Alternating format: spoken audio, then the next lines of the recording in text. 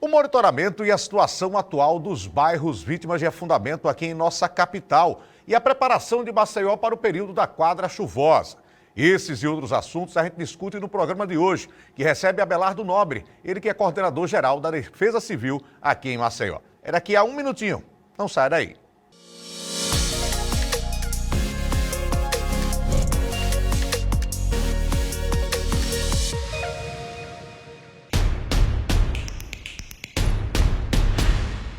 Maceió é meu lugar. Lugar da mulher, lugar que ela quiser. Maceió é a minha, é a sua e a cidade de todos nós. Maceió é massa.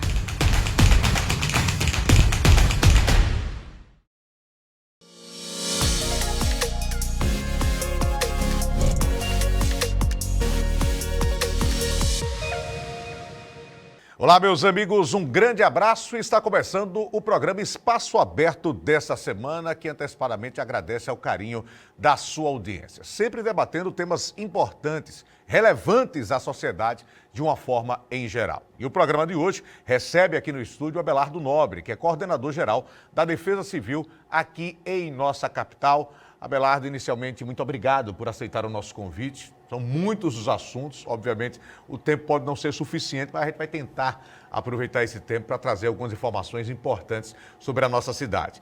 Primeiro, como é que anda a situação do monitoramento nos bairros vítimas de afundamento aqui em nossa capital? Um assunto que vem mudando a rotina da nossa cidade há pelo menos 3 anos. Abelardo, um abraço. Bem, Oscar, sempre é um prazer a gente estar aqui, não é, para a gente poder esclarecer nosso trabalho.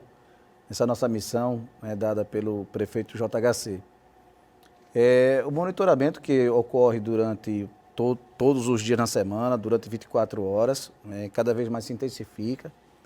A gente consegue hoje ter um acúmulo de informações, de conhecimento técnico que nos ajuda a auxiliar o prefeito a decisões estratégicas, e decisões justamente que venham a acolher as pessoas, principalmente as pessoas que ainda moram nos bairros atingidos, como também das pessoas que moram ao entorno, e toda a cidade. A questão hoje, a gente sabe muito bem que, por mais que a gente tenha hoje geograficamente delimitado uma área que é atingida diretamente pelo problema de subsidência, você tem outras situações indiretas que acarretam a cidade, como é a questão do tráfego de veículos, da própria mobilidade urbana, que faz com que hoje a Prefeitura de Maceió tenha que fazer todo um outro planejamento, com base justamente nessas informações técnicas que hoje a Defesa Civil possui e vem produzindo e fornecendo à Prefeitura.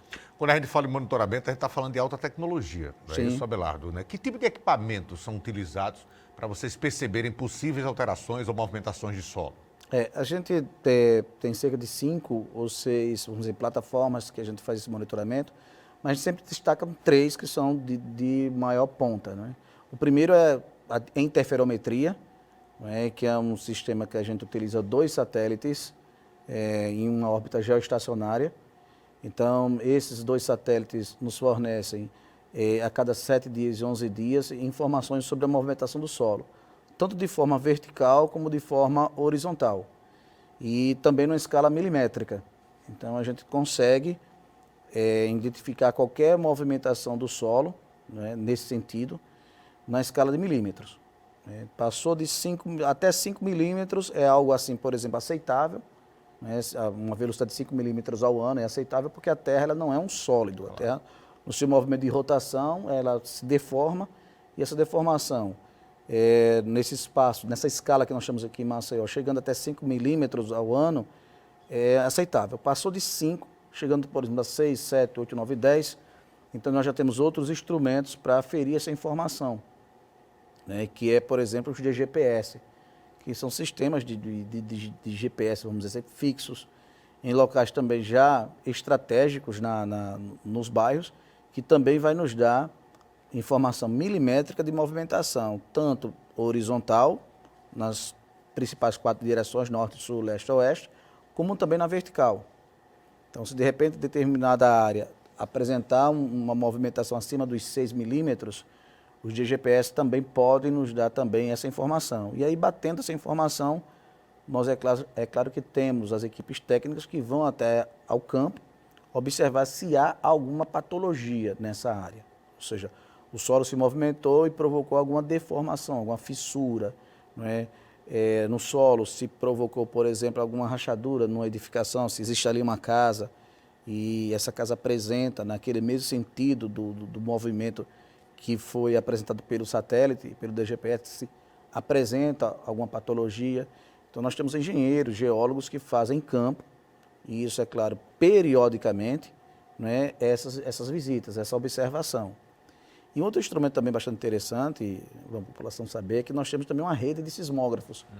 Né? Na América Latina não há outro local, nesse espaço geográfico, que tem uma rede de sismógrafo tão densa e também de ponta. Né? Nós temos 20 sismógrafos de superfície e 6 de profundidade. Esses 6 de profundidade, por exemplo, eles podem nos fornecer, nos fornecem, por exemplo, tanto a profundidade de um tremor, né, o local precisa da sua profundidade, da intensidade da frequência. Então, se de repente a gente tem, na verdade a gente tem todos os dias, quase todos os dias nós temos alguns pequenos tremores na região. Mas são tremores abaixo de zero, numa escala Richter. Richter. Aceitáveis? Esses São aceitáveis. São normais? Aceitáveis para o problema que nós temos aqui nessa região. Né? Então, se a gente tem um problema de subsidência, onde o solo está ali se deformando, ele está tentando se acomodar, naturalmente teremos sismos, mas microsismos, numa escala já assim, negativa. Um ou outro, de vez em quando, aparece positivo, mas a intensidade tão pequena que fica quase imperceptível por pessoas, e sim só pelos instrumentos.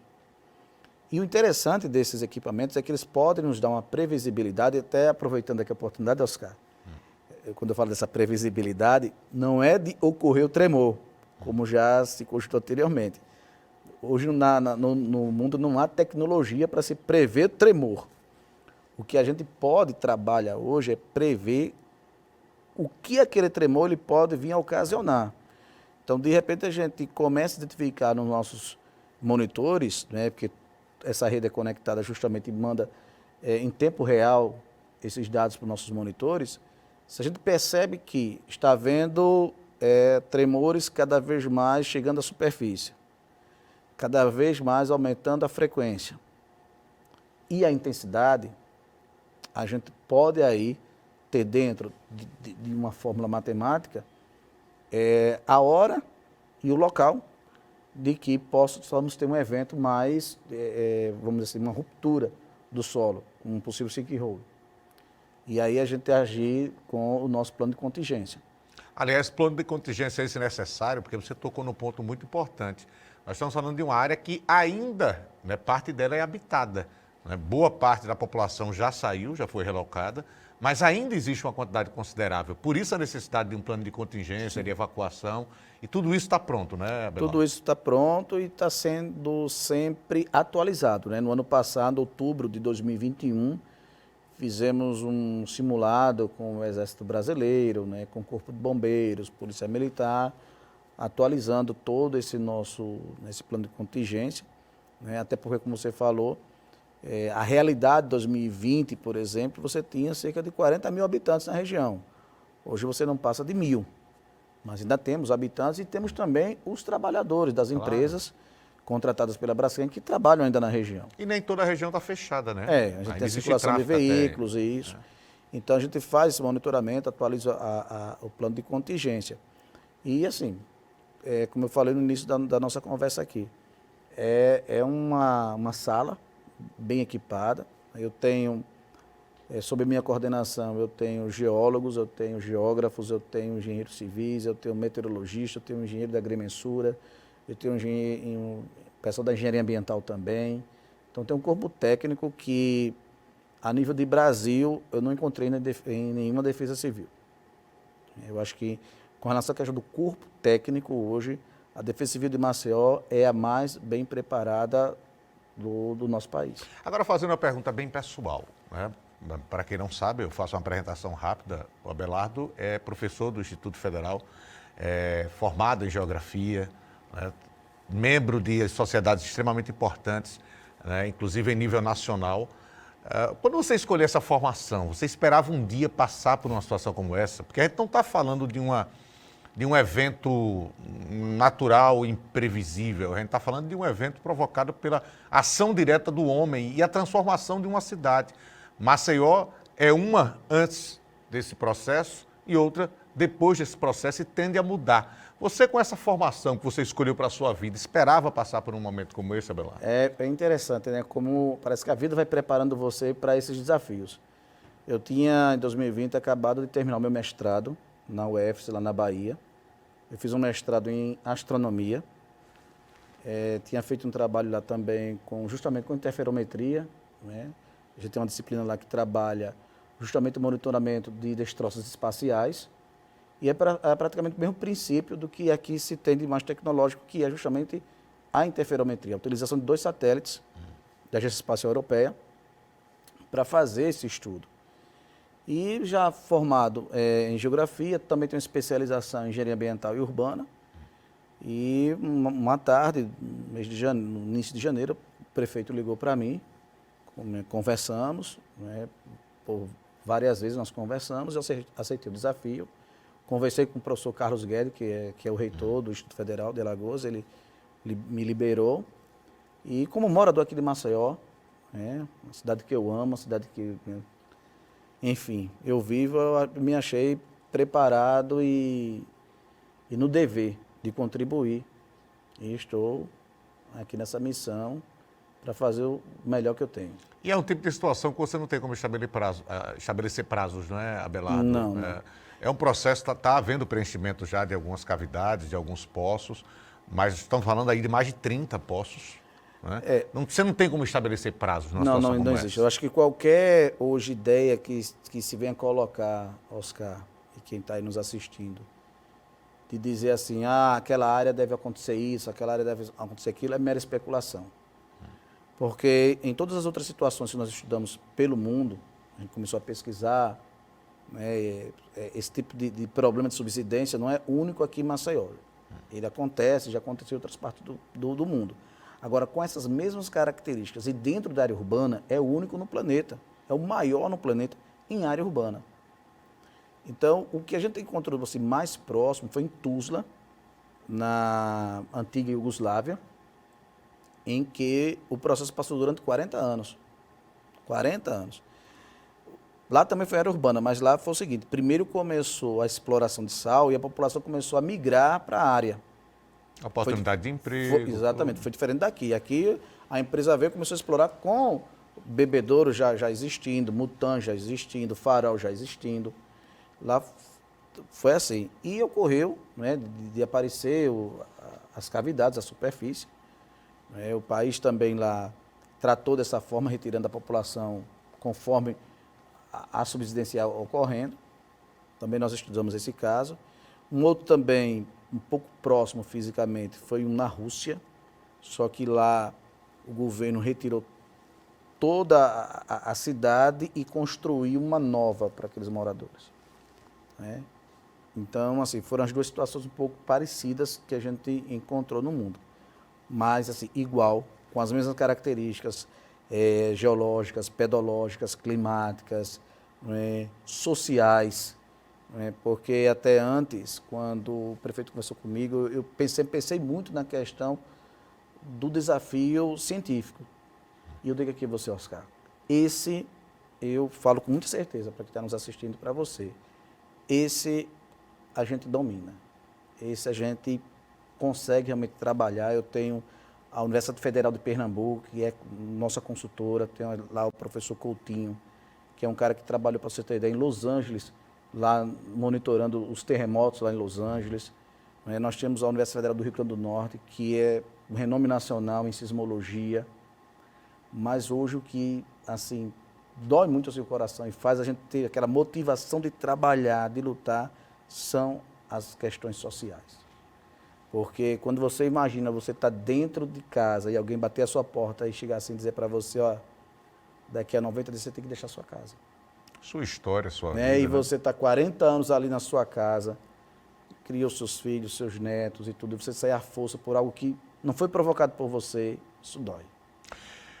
Abelardo, vamos fazer o seguinte, a gente vai para um rápido intervalo, da volta, obviamente a gente vai continuar debatendo esse assunto, mas vamos falar também sobre quadra chuvosa e o trabalho da Defesa Civil também de intercâmbio, né? Visitando outras cidades como Petrópolis, vítima recente de chuvas muito fortes, e a preparação de Maceió para esse evento, que é um evento sazonal, mais ou menos intenso, a depender do ano. Então é rapidinho, 1 minuto, a gente volta já.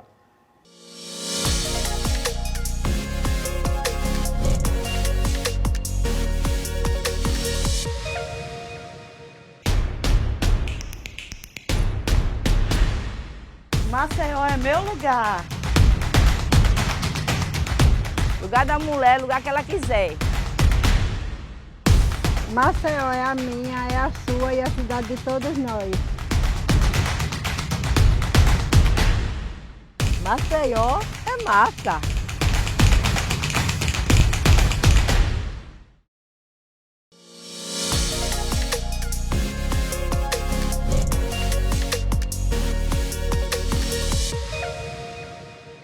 E já estamos de volta e o convidado de hoje é Abelardo Nobre, coordenador-geral da Defesa Civil aqui em Maceió.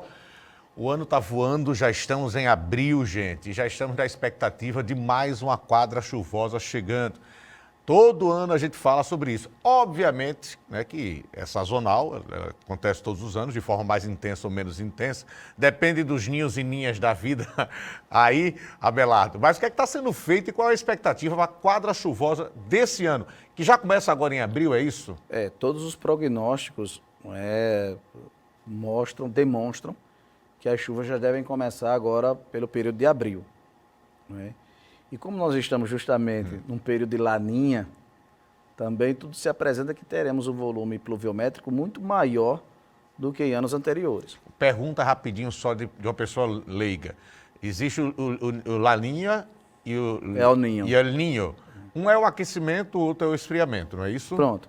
De forma bem coloquial. Aí vamos lá, o Laninha, para nós aqui, que temos o clima tropical úmido, com as chuvas concentradas nesses meses, traz um maior volume de chuvas. O El Niño traz um menor volume de chuvas. E quem está é a danada da Ninha. Da Laninha, até por volta de agosto, setembro, por aí, deve estar agindo. E aí você observa em todo o planeta, aqui no Brasil mesmo, agora mesmo, meses atrás, final do ano passado, na Bahia. Na Bahia, né? Que inclusive a Defesa Civil aqui de Maceió fez uma arrecadação fantástica de alimentos, doação de roupas e tudo, e levamos até Salvador, numa cooperação lá com a Defesa Civil lá da Bahia. Então, a expectativa é essa, de muita chuva. Agora mesmo eu tive também, poucos dias atrás, eu estive no Rio de Janeiro, acompanhando lá as operações de resgate, enfim, em toda aquela situação também de chuva volumosa em alguns municípios, né? Havia, por exemplo, toda uma expectativa de determinado volume no mês de abril e choveu tudo e mais 50% em um só dia. Então, a estrutura de absorção desse volume pluviométrico nessas cidades, por conta do processo de impermeabilização, não aguenta. Então, é tragédia como nós assistimos aí a dias anteriores. Até aproveitando para matar a curiosidade das pessoas, a gente houve eram previstos 30 milímetros de chuva e tal. O que é que equivale 1 milímetro de chuva? Só para a gente entender, Abelardo. O que ocorre é como se agora toda essa superfície, nesse exato momento, tivesse com 1 milímetro de água. Mas aí você coloca 30. Só que toda a superfície ela não é uniforme, ela não vai ter 30 milímetros de água. Então, em algum local se concentra mais, outro se concentra menos.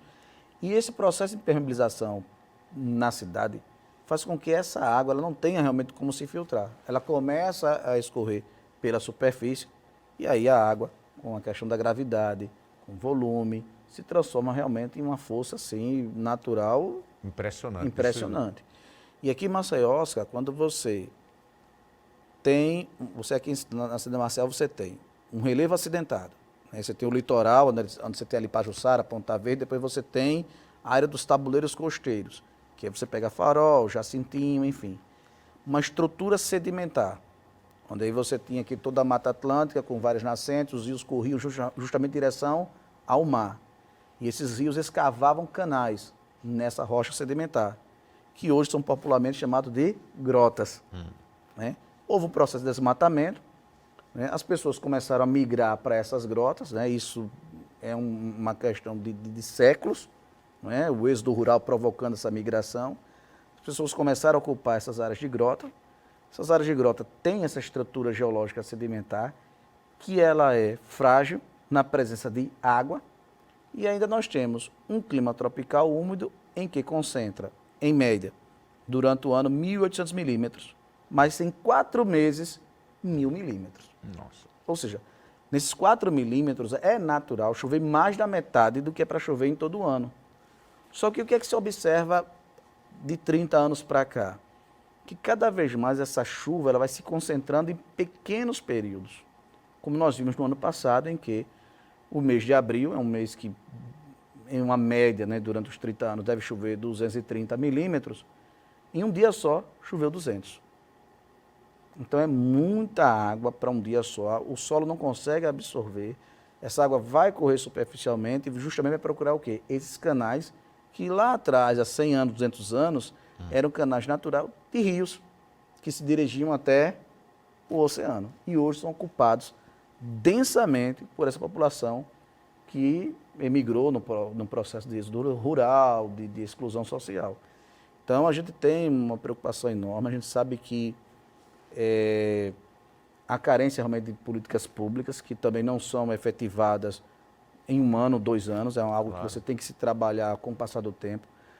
A própria Defesa Civil, ela é fruto de uma política pública, é bom lembrar, ela não é algo pontual, é algo que vem desde 2010 com a lei federal, criando a Defesa Civil tanto a nível federal, estadual e municipal, que o desafio é grande, mas que a gente está aqui para enfrentar, a gente reconhece que é inevitável essa situação do que vem de chuvas, né? São cerca de mais de 200 mil pessoas morando nessas áreas de maior risco, né? E, enfim, a gente vem com medidas preventivas, né? A gente, por exemplo, Maceió, quando eu herdei aqui a Defesa Civil, Oscar, não se tinha nem sequer um plano de contingente no período da chuva aqui em Maceió. Não se tinha. Como é que você vai trabalhar com um assunto tão sério como esse se você não tem um plano, um planejamento? Um assunto tão sério que você sabe que vai acontecer, Que né? vai acontecer. Então, um dos nossos trabalhos no ano passado foi a gente montar um plano. Então, hoje temos no papel e temos na execução um plano de chuvas para Maceió. Então, desde o mês de janeiro, esse plano vem sendo executado com a colocação de lonas plásticas em locais que ainda podem receber lona, que é para evitar com que a água chegue a essa encosta. Geralmente são encostas com solo argilo-arenoso, frágil, e não venha a aerar demais, gerando aí o colapso dessa encosta, né? E conseguindo também, junto com a nossa diretoria social, realocar essas pessoas que entram, é claro, em determinados perfis aí sociais, né, para outras áreas, por meio da Secretaria de Habitação, né? A gente conseguiu também, junto com a Seminfra, fazer obras estruturantes nessas áreas, né, para mitigar esse risco, né, como, por exemplo, escadas drenantes, redes de drenagem, para poder a gente evitar cada vez mais que a água se acumule e fique retida. E essa orientação nossos técnicos vão passando para as outras secretarias, porque a Defesa Civil ela não é um órgão executor de obras, de serviços, né? Ela tem esse olhar clínico do que deve ser feito para mitigar, para que a gente possa eliminar os riscos à população. O Abelardo tocou num ponto importante, que é a impermeabilização, né, da cidade com o asfalto, com as construções, né? O asfalto não absorve a água. Por isso que a drenagem é tão importante, né? E por isso também que a participação da população é decisiva, né? Infelizmente, nós somos uma população que gera muito lixo, que gera muito detrito, que entope galerias e que acaba também, infelizmente, beneficiando a chuva quando em grande volume. Não dá para cobrar só do poder público, né, Abelardo? Tem que haver a participação também da população, né? Não tem como, por exemplo, 30 milímetros de chuva, vamos dizer assim, em 2 ou 3 horas. Isso é muito comum, não é? Principalmente nas chamadas chuvas convectivas, que é aquele volume de chuva rápido, mas que você tem de 20 a 30 milímetros de chuva ali em 2, 3 horas. Toda a cidade do mundo, não tem como, mas principalmente por conta dessa questão do lixo jogado em local inadequado. Você vai ter problemas de alagamento. Claro. Você vai ter problemas de alagamento. Então, a questão do alagamento é um dos problemas mais corriqueiros e também crônicos de cidades como Maceió. Porque o volume de chuvas ele é tão grande que toda a rede de escoamento, e muitas vezes obstruída por conta de lixo, não consegue escoar toda essa chuva na mesma velocidade que ela chega, né, a ser precipitada. Então a gente tem esse entendimento, a gente provoca os outros órgãos, né, a gente aconselha, a gente indica medidas que possam amenizar esse impacto. E passa muito pela educação da população mesmo, né? A gente vê fenômenos como muitas vezes o salgadinho, quando está num nível muito alto, né, em dias de chuva, levando um volume absurdo de lixo, né, para a Praia da Avenida agora, a prefeitura que está com um projeto extremamente interessante, e nós já discutimos aqui no programa, que é o Renato Salgadinho. Aquele lixo ele não veio do céu, o que cai do céu é a água. É água. Né? Esse lixo veio do cara mal educado que abriu a janela do carro e jogou a lata de refrigerante que ele estava consumindo ali, né? Ou jogou a embalagem de biscoito achando que ele não vai ter nenhum impacto. Agora você imagine muitas pessoas fazendo isso. Então é uma coisa que eu sempre, em toda a minha carreira jornalística, bati em pé. Infelizmente nós somos uma população mal educada e que produz e descarta muito mal o lixo. A gente produz muito lixo, né, e não sabe descartar de forma correta o lixo que a gente produz. Então, assim, a gente tem que fazer a nossa parte. Não dá para só cobrar, olha aqui minha rua encheu. Óbvio, a obrigação do município, tem a parte do Estado, enfim, tem do que for. Mas se a gente não fizer a nossa parte, seremos apenas hipócritas reclamando de uma coisa que a gente sabe que, infelizmente, poderia ser amenizada com atitudes muito simples. Dá para prever uma data, a gente está falando em abril, mas dá para prever uma data, a partir do dia 15, a partir do dia 20, a gente já tem as chuvas? A gente começa justamente nessa segunda quinzena de abril, já se preparar para esse volume de chuvas que está aí, com todos esses prognósticos que eu falei anteriormente, previstos. Entendeu? Um volume de chuva bastante considerável. Desde dezembro do ano passado, nossos pluviômetros registram um volume maior do que o esperado. Então você tem um valor esperado para dezembro, esse valor já foi superado. Janeiro superado, fevereiro, março. Então a gente já sabe que vai nessa linha de raciocínio provavelmente até setembro. A partir da segunda quinzena de abril agora, de abril, a gente deve ter... então medidas preventivas vão sendo intensificadas, mas o nosso operacional já começa a se preparar para as chamadas. Já começa a se preparar para tomar outras medidas de forma com outra estratégia. Como, por exemplo, a questão que a gente quer que não seja necessário, mas que a gente aproveite esse espaço para sensibilizar a população que a chegada do agente de defesa civil é a chegada de quem quer salvar. De quem está ali com toda a razão e que a população escute, aceite, ouça, que está ali um agente público para salvar a sua vida. Com certeza. Por que eu digo isso, Oscar? Porque já aconteceu, até esse ano mesmo, de nós chegarmos a determinadas residências e a gente aconselhar as pessoas a, naquele momento, porque a gente sabia que ia chover mais, a gente sabia do processo erosivo ali da encosta, e a gente pedir para a população, para aquele morador sair por aquele momento. E muitas vezes o morador ficar ali, não saio, enfim, a gente ofereceu o que a prefeitura tem naquele momento, que é o abrigo. Né? Muitas vezes o aluguel social. Agora há pouco nós inauguramos um abrigo com capacidade para 120 pessoas. Não é? E temos outros abrigos também, temos o aluguel social, enfim. Que a gente caminha para a SEMAS e a SEMAS faz todo esse trabalho. E as pessoas às vezes ficam relutando, né, se negando, parece que não tem aquela confiança, enfim. Mas é bom lembrar que a Defesa Civil tem o seu poder de polícia e que isso jamais será furtado. Eu queria agradecer a sua participação, a gente teria assunto para muito mais tempo, mas eu acho que contribuímos muito com a sociedade com esse nosso bate-papo. Muito obrigado pela sua disponibilidade, Abelardo. Estamos sempre à disposição. Conversamos então com Abelardo Nobre, ele que é coordenador-geral da Defesa Civil aqui em Maceió. Falamos sobre monitoramento dos bairros afetados pelo afundamento, sobre quadra chuvosa, entre outros assuntos. Muito obrigado mais uma vez pela sua companhia. Semana que vem eu estou de volta. Se eu não voltar é porque eu estarei com Deus, mas se eu voltar é porque Deus estará comigo. Beijo no coração de todos. Tchau.